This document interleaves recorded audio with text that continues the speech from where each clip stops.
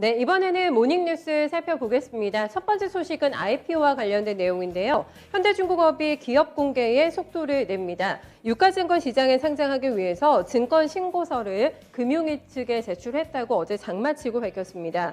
총 공모주식 수는 1,800만 주고요. 한 주당 희망 공모가액은 5만 2천 원에서 6만 원 밴드입니다. 공모자금은 최대 1조 800억 원 규모고요. 9월 1일부터 3일까지는 기관 투자자를 대상으로 해서 수요 예측에 들어가서 공모가 최종적으로 확정을 짓습니다. 9월 안에 상장 절차를 모두 다 마무리한다는 방침이고요. 이번에 조달한 자금은 친환경 기술개발 투자에 사용하겠다고 덧붙였습니다. 네, 다음 LG전자와 LG화학이 정정 공시를 냈습니다. 실적을 정정했는데요. GM 쉐보레볼트 전기차 리콜 충당금을 이번에 반영을 했습니다. 각각 2,346억 원 그리고 910억 원씩 우선적으로 설정이 됐는데요. LG전자는 2분기 영업이익을 기존 1조 1,127억 원에서 8,781억 원으로 정정했고요. 앞서 말씀드린 대로 2,300억 원 넘게 차감이 된 겁니다.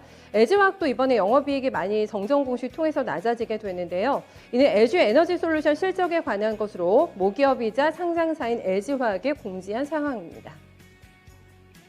네, 다음은 관심 많으신 기업이실 것 같은데요. 롯데렌탈 청약 마무리가 됐습니다. 네, 일반 투자자 대상으로 해서 공모 청약 경쟁률이 65.81대 1을 기록했고요. 증거금은 8조 4,001억 원으로 집계가 됐습니다.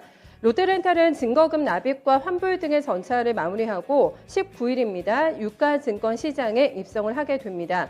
이번 IPO를 통해서 롯데렌탈이 조달하는 자금은 약 8,509억 원이고요. 상장 직후의 기업 가치는 공모가 기준에서 약 2조 원으로 추산되고 있습니다.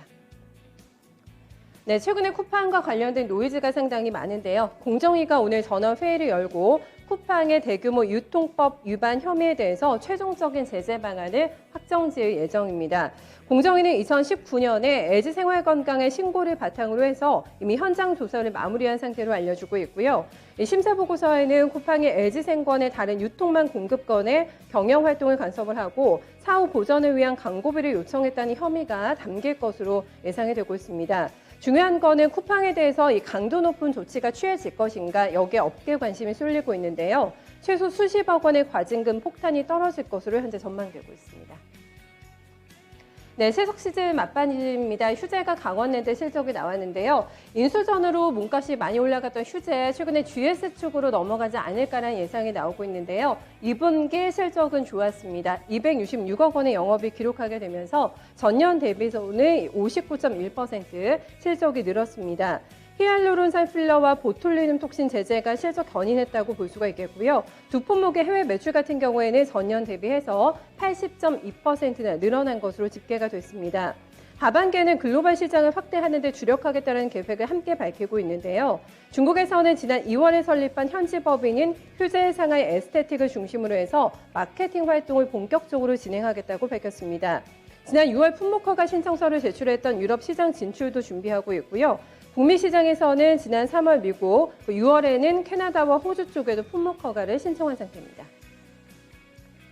네, 코로나 시대 최대 피해주였던 카지노 관련주 강원랜드 실적이 나왔는데요. 예상보다는 괜찮게 발표가 됐습니다. 2분기 영업이익이 27억 2,200만 원 기록했다고 밝혔고요. 매출액 같은 경우에도 전년 대비로는 480%나 급증했습니다. 작년에 영업이익이 1,038억 원 적자를 냈던 것을 감안한다면 이번 흑자 전환 의미 있다고 볼 수가 있겠는데요.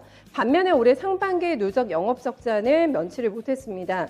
상반기 누적 영업 적자는 569억 원으로 집계가 됐고요. 그래도 전년 대비로는 성장한 수치로 볼 수가 있겠습니다. 매출액 같은 경우에도 상반기 누적으로 보면은 3,010억 원대 기록을 하고 있습니다. 강원랜드 측에서는 코로나 영향으로 작년 2분기는 영업일이 54일밖에 되지 않았지만 그것과 관련해서는 굉장히 영업이 순조롭게 이뤄졌다고 밝혔고요. 제한적이긴 했지만 계속해서 영업을 지속했다고 설명하고 있습니다. 네, 이렇게 해서 오늘 시장에 영향을 미칠 만한 뉴스들 정리해봤습니다.